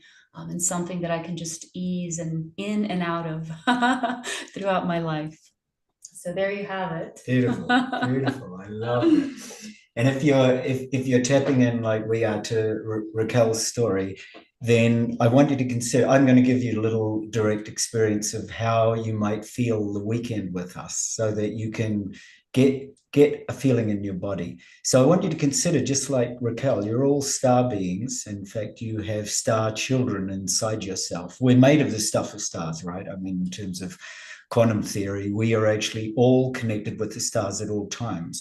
I mean, we look up to the stars, we recognize that many of the stars are our homes. So I want you to connect right now to where your home is. Some of you are Sirians, some Arcturians, some Pleiadians. So I want you to deeply connect into that, just like Raquel did then. And there may be an early time in your life, like Raquel, at a very early stage where you knew that. So my very early life was writing to NASA when I was just 5 years old, saying I was not from here and I'd like to be taken home on the first one-way flight out. They did write back and say that they had no one-way flights planned, but that I was welcome to join as an astronaut when I was 18. So I was very aware as a tiny boy that I was not from here. So, and you specifically asked for Alpha Centauri, right? I was very specific. I said it's a planetary system just beyond Alpha Centauri. So as I pointed it out, I'm sure they were investigated on my behalf. So if you're feeling that and you're feeling in tune with a particular planetary system, just sense into that now. And notice when I'm speaking to you, and you might want to write this down in the chat. And once again, I'm really, really deeply grateful to Scott and Almasha and all of you, because there's this collective loving family, this global peace tribe that we all are, that we are a galactic peace tribe, that we're all tuning in right now to all these affiliations and families and connections that we have as star children, and that we were literally born on this planet to bring through that consciousness. So as you're connecting to that consciousness now, and many of you are actually aware of multidimensional aspects of yourself, where you're tuning in not just to one star system, but perhaps like me, you are tuning into the Pleiadian, Sirian, Arcturus systems all at once. So feel those parts of yourself actually speaking or looking or guiding you from those planetary systems or star systems now. And just notice where that arises in your body. For me, it's a very heart-based feeling. So just notice what you're feeling as you start to breathe, and begin to breathe in that star consciousness. So this is the first part of what we're doing in the weekend, is actually to connect you through your star charts to the star child within.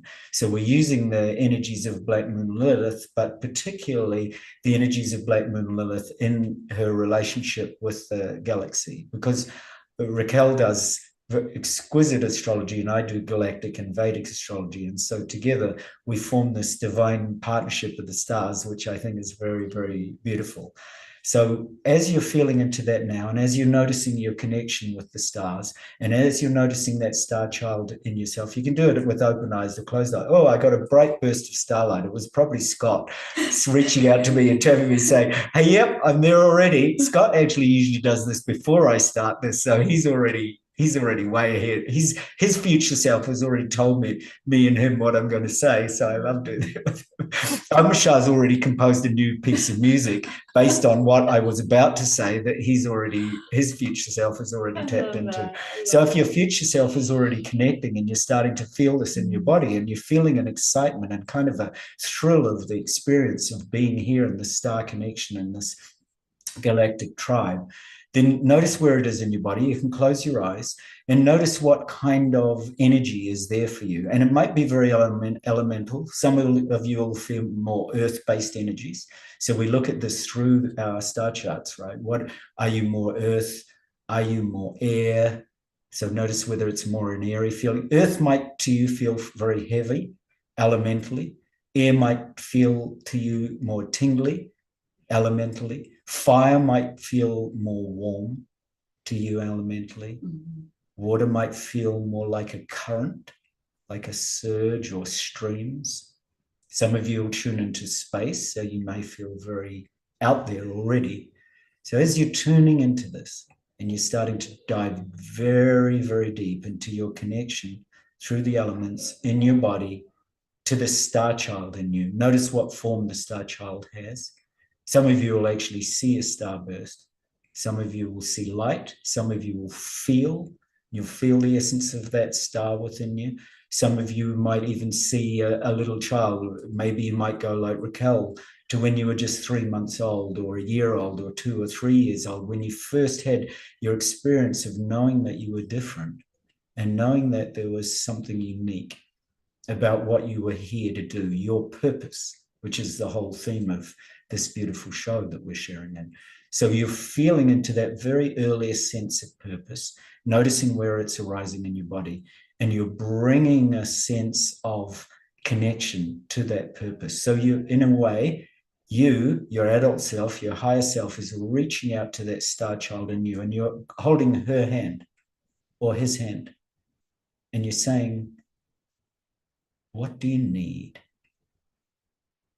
What do you need? Right? And she or he might want to express, she might want to speak light language right now. She may want to bring through a new piece of music for our planet, or new practices, spiritual awareness, might want to open you to a past life, might want to open you to some of the technologies of the star system you're from. So you're just noticing what's arising. Just noticing, just being open, just simply being aware, allowing more spaciousness for that star child to reveal herself or himself. And as that starts to reveal, you'll start to feel maybe a surge of energy as you open space and reach out again with your hand, really hold the hand of that star child tight, because sometimes she's been buried inside, especially in this material world, this physical world. For some of you that are very connected with the stars, it's easy for you to do. For others, she's just awakening. He's just awakening. So you reach out your hand and you let her know you are not alone. You are not alone. You are not alone. And you can feel even the connections with all of us here. You can feel all the connections with Scott and Nomasha and all the wonderful people here, Amanda, Amy, Ayata, all the many beautiful souls that are here present. They're all supporting you. We're all supporting each other. And as you do that, you start to breathe that star child's magnificence, the brilliance, the illumination of that star child, the radiance, the truth. And you start to breathe it up from whichever part of your body it's most settling in. It might be your gut, your belly, your womb, or your heart, or your throat, your third eye area, or your crown. You're breathing it up, and you're drawing it up and into that pineal gland in your brain, and you're letting her settle there.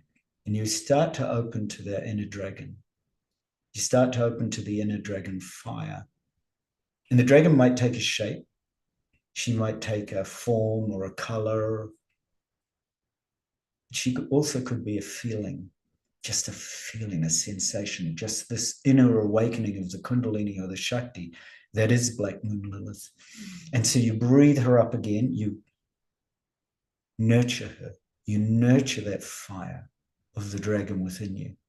And you nurture it and you start to open. As you're breathing that up into the pineal gland, you start to open. You see, as you're breathing it up, and you can actually make this a little more forceful, you can really suck it up, like you're sucking up energy through a drinking straw. You can draw it up through your mouth like an awe, like a sense of awe, and you draw that energy up because actually physically you're starting to draw the cerebrospinal fluid up in the spine, all the way up into the brain. It's impacting the pineal glands as you're doing that. So we're all doing this as one peace tribe. We're Scott's family. We're actually literally all his children right this moment, because we're drawing this up as one, impacting the pineal glands as one, feeling the collective presence of everybody here, and just opening to any messages of awareness that our future self want to bring us. I feel so moved because I can feel your energy and feel all our future selves opening to this incredible potential for our world to find peace and love, to find gentleness and openness and joy. And you might get visions or glimpses of what your future self holds. I can see different planets, different star systems that we are going to explore and find as humanity. in just the next few years, exoplanets, planets that have life, that are already being revealed, black holes, supergalactic centers, areas of the universe that as we explore deeper, many of us already know. Many of us already are connected to those star systems. So we already know what that future self is about to reveal. And it might reveal to you more about your purpose. That could be as simple as a health insight that you get, a financial insight that you have, a new relationship. You might see a soul partner appearing to you. You might suddenly connect with a new sense of purpose in your job or your business or your finance. So you're just opening to all of that. You're very present to the fact that we're all supporting each other in this exquisite, connected energy of this family, this peace tribe, this galactic family. Oh, I can feel it vibrating in my entire body, and Raquel's, because she's so close. Her aura is affecting me. Her violet aura and her blue violet energy is really expanding, just as many of yours are. And so you can gently open your eyes and remain in that future self. And for many of you, this will be multiple future selves. You'll be aware that at any moment, you can choose from multiple dimensional realities. You can choose to go out the door after this and walk left instead of walking right. And I'd really encourage you this week as a very simple exercise to bring that future self to mind, into your heart, breathe her or him. And then if you've taken exactly the same driving route to work, or taken the same bus, or got on a cycle and gone, do it completely differently. Try something completely different. Break a habit that you've maybe never noticed, and break it each day just to see what happens. And it'll introduce you to new synchronicities. Like, really trust the inner star child, the inner dragon power, and the power of your future self. Like, really trust the power of that future self to actually rest back, to be open, and then to trust the spontaneity. That's what the illumination of the mind does, and the heart and the womb. It actually opens you to spontaneous presence. You start to explore areas of your world that you've been so connected to a habit that you've never thought to explore, to walk left out your door, because you always walk right to your car, and then something happens. I did that the other day, and 2 doves flew down the moment that I did something different. They actually lighted on the lawn in front of me, and I spoke to them. So just trust the incredible power of your inner star child, your inner dragon, which is the power of Black Moon Lilith, opening you up to your future self. And if you feel so guided, come and join us on the weekend. We'd love to have you. You're truly part of our family.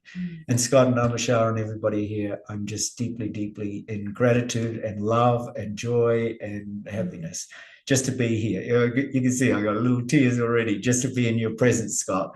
Thank you for being so divine. We love you. Don't disappear yet. Please put into the chat box the link where people can register for the weekend or get more information. Sure. And brought Amanda and Amy up. I love bringing people together so magical beings meet magical beings. And I'd love to ask Amanda and Amy, what came up for you as you followed along with Altair's visioning and tuning into your future or alternative reality selves? Well, first of all, thank you. Actually, it was very fun. For me, it was, I remembered and Amanda's heard me say this, but I saw my Jedi come and play. And I don't ever want to get rid of her. That is so beautiful. So I appreciate it. It is something I hold dear, but to feel it again, and to hold on to that, somewhere along the lines, somebody said, grow up, and I'm not sure why I listened to them a long time ago. So I try to always revert back to that child who knew they could do anything and everything. And so that those star systems, I can't say that I belong to one or another. I can't quite tap that far, but I have plenty of experiences where I'm not, I'm awake, but I'm not here on this earth. But where I am, nobody's told me as of yet. But the dragon, oh, I got a dragon. Tell us more about your dragon. I want to hear. I'm in so much joy already. I'm just about catching on fire. So I want to hear, Amy. Dragon. And it had the pink, it was a pink and green dragon. Oh, And it had the silliness of Pete's dragon. Oh yes, I know Pete's dragon. Oh yes. It had the silliness of Pete's dragon, but also the love and compassion that that dragon, but I don't know if that was just a memory from the childhood, but that's what I experienced. So I said, I think I said, oh, you're Patricia. So, Oh, that's lovely. Yeah, Patricia was- I love that. That is magic. that's so beautiful. And trust that, you know, our brain many times uses analogies, if you will, to communicate things to us. So even more than, you know, the words or the things you saw, it's really about the feeling. What did that dragon bring to you as far as feeling? What did it feel like in your body? Did it feel playful, joyful, fierce, wise? You know, these are the messages that this image is communicating to you. Thank you. It was very fun. I really appreciated it. And I think Amanda might have a message actually for you as well. Amy, that's magnificent. You might just tell her. Thank you. Well, it's interesting because usually I'm the one who gets all the very detailed divisions and the information and the, you know, like I could write a whole novel on whatever it is. And Amy is the one that gets more the feelings without the visuals and the details. And apparently, Amy, we swapped places today because you have the visuals and the everything. And I just had like when it feels like you're communicating in energy and it's very difficult to put words to it, like words don't match to it. And so I don't actually know how to verbalize anything. It makes it me a very uninteresting person to interview on it because there's no real words. Beautiful. That is how I connect as well, by the way. He sees everything and he always asks me, how was your experience? I can't put it into words. It wasn't visual. It wasn't linear. It's like, it's there. So that's her and I are usually swapped. Yeah. That's usually me. That's her. So I love that. I love that. So you both get a little taste of each other's world. That is so cool. And what about you, Raquel? How did you feel? What did you feel? Oh, I mean, we've been doing this already for some time. So I just go straight into Gaia. I feel the Black Moon Lilith energy. I feel her power coming through. To me, the dragon energy symbolizes her. And at its essence, at its core, Gaia is that ethereal dragon as well in the cosmos. So I just go straight into that. Yeah. Beautiful.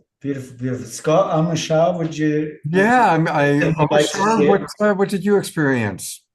Mine was really a star connection. I had a period in my life where I spent a lot of time outside at night when there was no light pollution, and I would always connect with the star systems. And of course, I've always felt a connection with the Pleiades, not of course, but I have. And so this brought that up for me. There was no words, nothing at all, just a gratitude to have my consciousness, my awareness expanded again into those realms. I feel a very heart connection, deeper than that, even with the Arcturian system. And I've always had that. But in the last 3 years, I've lived in a light pollution dense suburb, and so even when you go out at night you only see half a dozen stars. And so what this did for me was just reawaken my star consciousness. Thank you, Altair. Thank you, Raquel. And I feel it. I literally feel it as tingling and literally stars within my being, but I do not have any more words past that. In fact, probably this backdrop is more what I felt. And so Beautiful. I love that. Love it, Anisha. Thank you. Thank you. Scott? I'm going to share a little bit from our audience, actually. Sylvia pulled up this image because this is what she felt when she tuned into a future self. It's a Dralicorn. That's half dragon, half unicorn. Hmm. So that's pretty cool. Those colors, Isn't it wow. gorgeous? That looks like the kind of, Raquel does this amazing, beautiful artwork using with AI.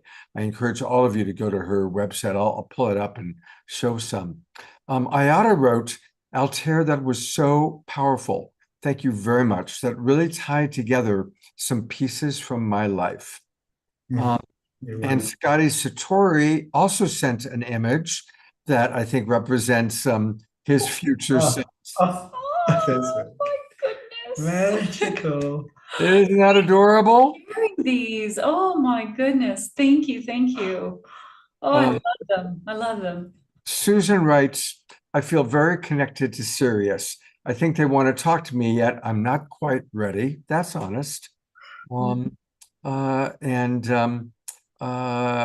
couple of other people said, yeah, me too. So for myself, I've always felt connected to the Pleiades.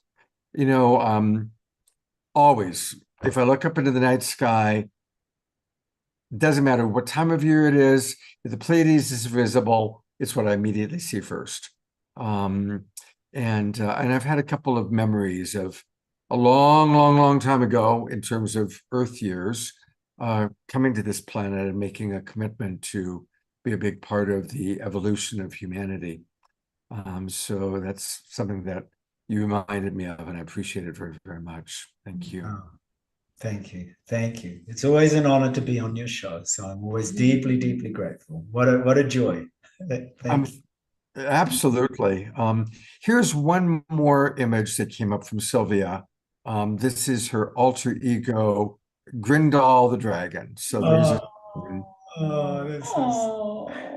love it. Thank you. Thank you for sharing that, Scott. And everyone, if anyone else has any little dragon images, I mean, this is the year of the dragon. That's why all this energy is coming up, and to me, the dragon represents that internal leadership that comes from the authentic expression, which really at the end of the day is your inner child. This is what the star being that we're going to be helping you connect with is all about. That star child is that essence. And I think the dragons represent that so well. Thank you, Scott. I'm going to go to your website, Raquel, and then if you guys can put into the chat box the link for your event this weekend. But Raquel's website is her name, RaquelSpring.com. I strongly encourage all of you to immediately subscribe and join her global community. She has a powerful mentorship program, and Raquel's just always doing beautiful, wonderful things. Her monthly full moon celebrations are quite well known within our Global Peace Tribe community and family. So definitely go to RaquelSpring.com. And she just also creates amazing, beautiful artwork, which I just really so appreciate, Raquel. So thank you for that.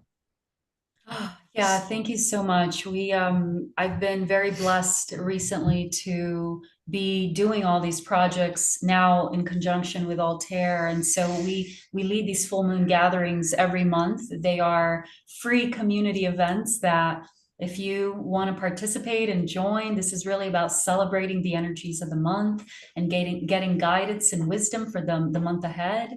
So the next one is actually happening next week. It always happens on the day of the full moon. The art as well is something that we create and we send to everybody as a free gift on every full moon. And then I also recommend, that when along the lines of finding your purpose, booking a private session, a one-on-one session. What I do is I take you on an individual journey, an astrological journey in your chart, specifically in aligning yourself with your true purpose. And so the way that I personally work with astrology is that the focal point, especially of the natal chart is the starting point. The natal chart is where you understand why you are here on this planet. You understand your true purpose, your reason for being here, your destiny, your evolutionary trajectory. And then from that place, you look at all the other aspects of your personality, your life, the way you grew up, why, and all the challenges and gifts and so forth. So that is a real personal way to know your destiny, your purpose at any point in life. And then, of course, we also have the event this weekend that's going to be taking you into a more collective aspect of what that means. But thank you, Scott, for sharing that, and the website as well. And here's the website for the information for where you can register for what they're doing this Saturday and Sunday, Your Path to Freedom and Purpose. Just go to starseedacademy.org, starseedacademy.org. What a blessing to have you two join us. I just love you very much. And I've been blessed to receive astrological reading from Raquel. I cannot recommend her highly enough. She's the astrologer you want to work with. And she's brilliant and she's fun, as you could see tonight. Altair, are you living in Sedona now? No, I think I'm gonna not yet. We're due to we're traveling on another series of retreats to Europe in about a month. So Wow. I'm traveling somewhere. I've got retreat. I've just come from a retreat in Canada, then Mexico with Raquel, then we're going to Europe, then we're going back to Japan, then to Sedona again. So yeah. And Raquel, you're going to Europe also, Raquel? Yes, I am. A few countries in there, Spain, Italy, and Switzerland. Yeah. The connections we made in Mexico, Scott asked whether we could expand what we did in Mexico to Spain next. And I've already got some retreats booked in London and Switzerland and Amsterdam. So yeah, I've been busy. We decided it worked so well in Mexico for us. We said, okay, let's just keep going. So we said to the groups that are funding us at the moment, all right, we've made your day. Let's make your day in Europe too. And it's all going to revolve around this, connecting to the star child and to the mystical realms, like we said, and their true purpose. So at the end of the day, we're all on the same path. It's very beautiful. Fantastic. It's beautiful. I just have to say, I'm sorry to interrupt, Scott. You are just such a sweetheart. Like, I can feel your heart. You have such a mother's heart, and this Scott is so beautiful in person, online. I mean, this is who he is all the time. And I'm always moved. I've been here so many times in your show, but every time I'm so moved to see and feel your love for the community, your receptivity to me every time I come on, and for all of us. And I love you so dearly, Scott. So thank you. And the whole family as well. Oh, Mashar, it's just, you're a part of the family too. I feel you so deeply, and much gratitude to you. Just wanted to say that. We love you dearly. Love you all dearly. Thank you, Scott. Thank you. And look forward to being back. When the time is right. Absolutely. And I'm coming to Sedona sometime soon. So hopefully it won't be when you're off to Europe. I'll have to message me before for sure. I would love to see you. Yes. We really would. God bless you both. And everybody, join their event this weekend. What an amazing way to prepare for the summer. Summer solstice is coming up. It really looks like a fabulous event that you're doing. Thank you. Well, I love bringing people together, and how exciting it is to have met Amanda and her partner Amy, and to then connect you with Zenka and Raquel and Altair. Welcome to the Global Peace Tribe. Thank you. Show magic happens. It's just that kind of an event here. Yes, This has been so wonderful. amazing. And I told Amanda I forgot to share that the dragon kept saying to me, recreation. And I said, I love recreation, right? I love, whether it be sports or vacation, it's all recreation to me. And then they said, live recreation every day. And then it was respelled. It was RE-creation. And it said, every moment is a recreation. Live it as a recreation. Wow. I was like, after I said, I texted Amanda, like, how did I forget that part? Well, I want to remind people that you can learn all about these wonderful ladies by going to their website, which is authentic.ceo, authentic.ceo, and click about us. I love that picture of the two of you. And That's one of our favorites. We were actually filming a reality TV series on was it 4 days to save the world, where we took the UN's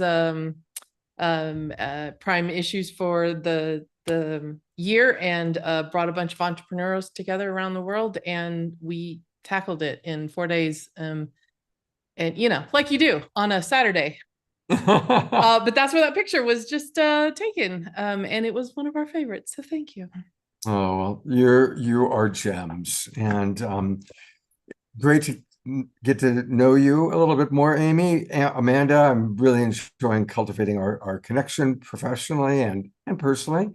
She and I are showing up a lot of Evolutionary Leader Network gatherings together.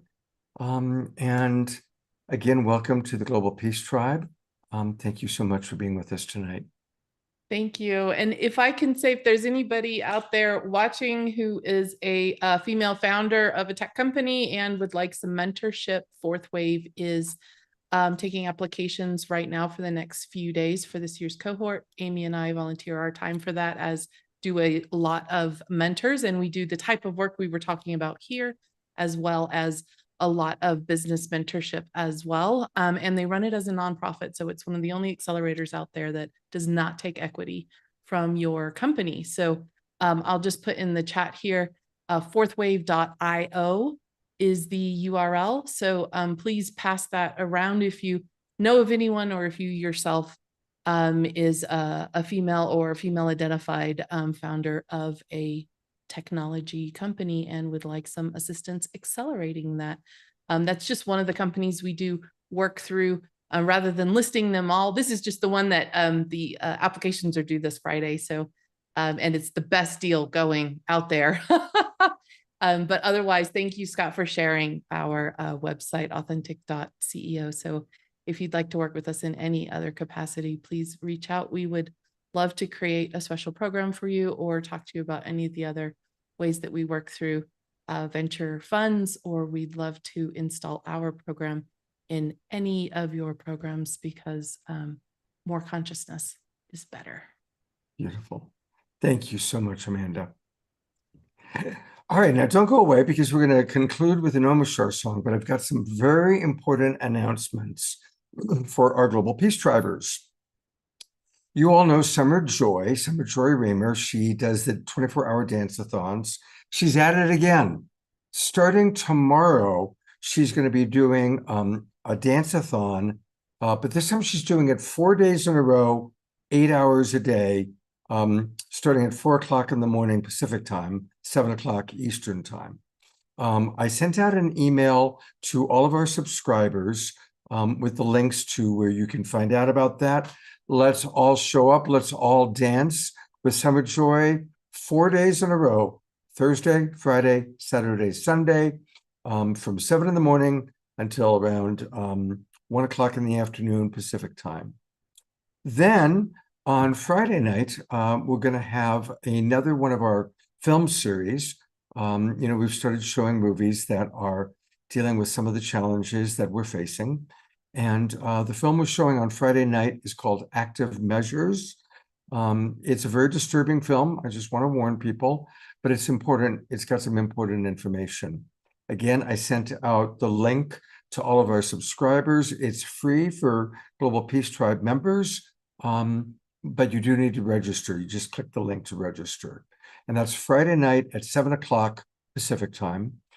You can also go join me live at the Sunrise Center, because that's where we're showing it.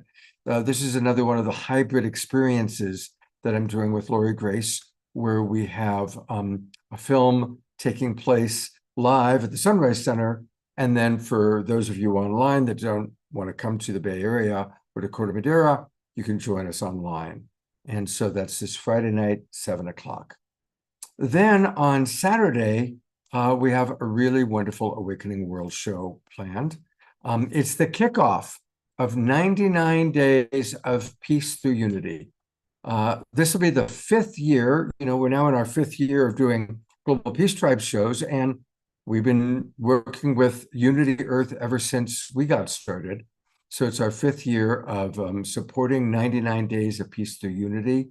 And John and Summer will be my co-hosts. And we have an amazing musical artist. I saw her in concert, and I went up to her and I told her about the show, and I asked her if she would be on the show, and she agreed.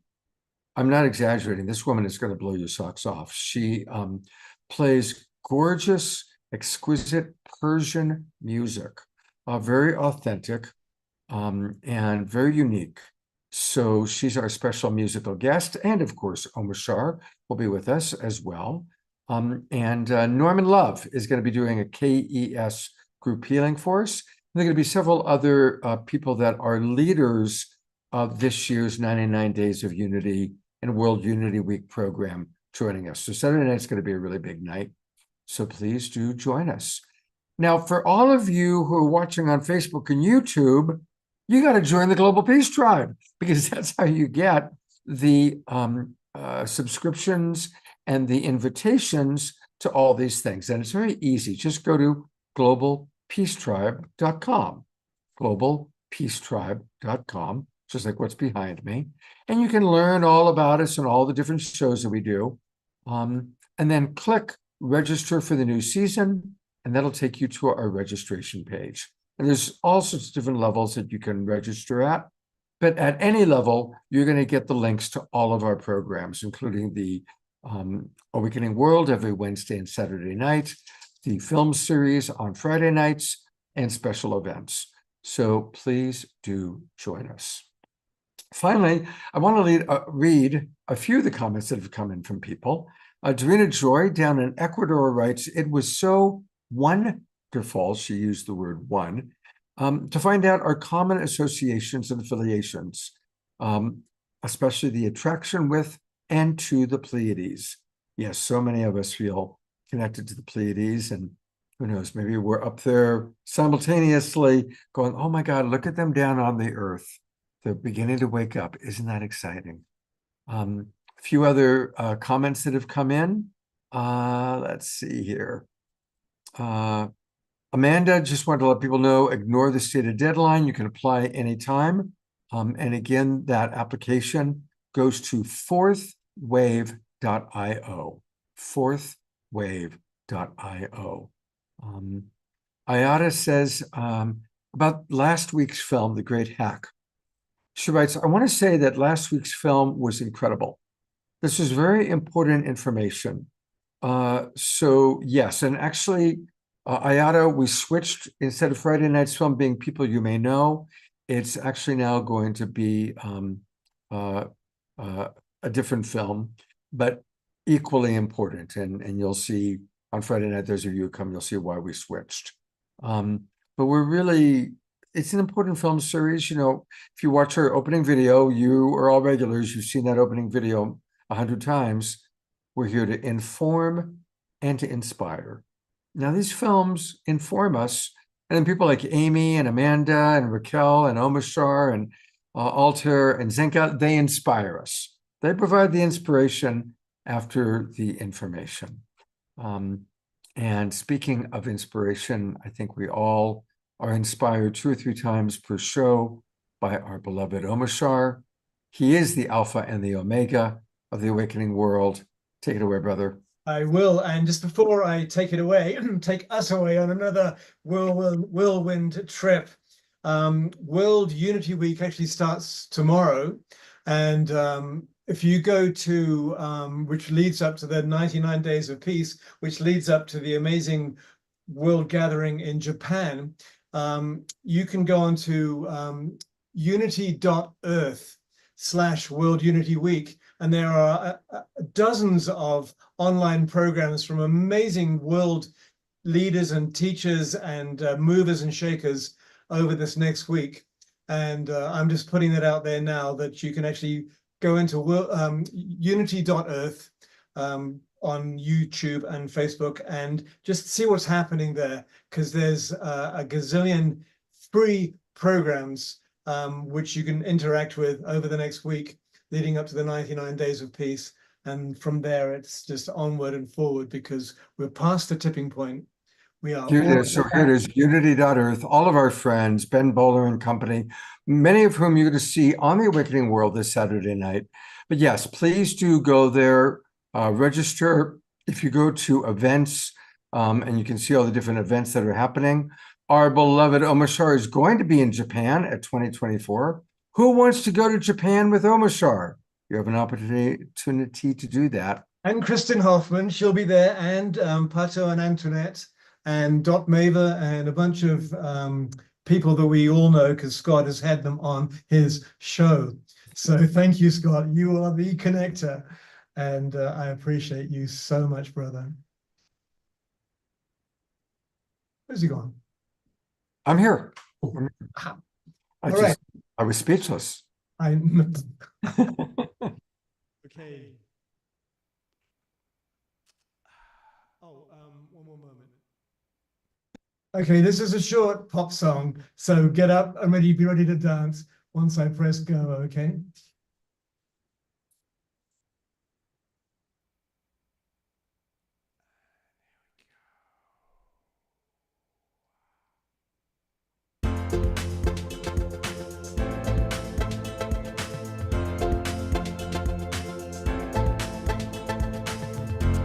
Whatever happened to the ones that came before? Did they just vanish into the blue?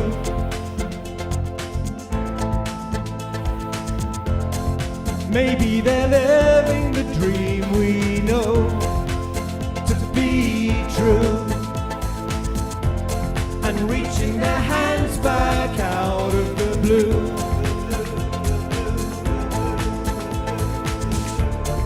Heart is so ready to embrace all that's new. I feel the love calling for me to break on through. With peace on my mind, I know that I'm coming to a new way of life that feels so true. Okay, break it down.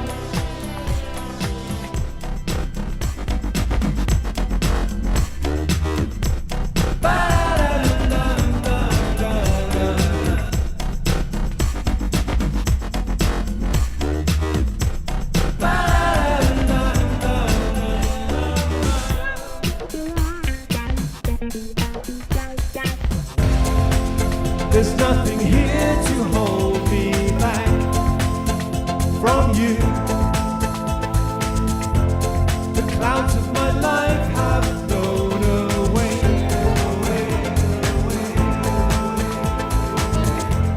My lightness of being lifts me every day. I find myself feeling not so blue. My heart is so ready to embrace all that's new.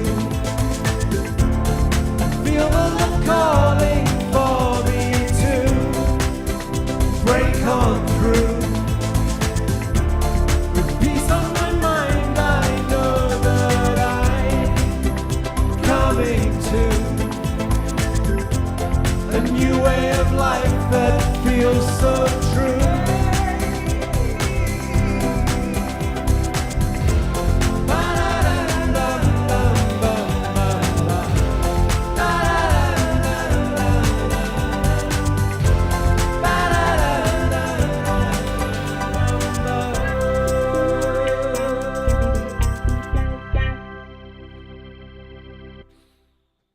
Oh, fantastic. Thank you, thank you, thank you. I'm going to go to gallery view for us to close out. Twinkle away, everybody. Give twinkles and love to Omashar and to each other. So good to see each and every one of you. And hopefully I'll see you in the dance room with Summer Joy starting tomorrow morning. I'll be there dancing with her. And hopefully many of you will be as well. Yeah, we've got a lot going on this week. Make sure you check your email. I sent out a quick one today. Some of the images apparently didn't come through. I'll be sending out tomorrow morning a more significant email that's got all the details. Thank you, everybody. Have a wonderful, wonderful evening. And we'll see you hopefully tomorrow morning and definitely throughout the week.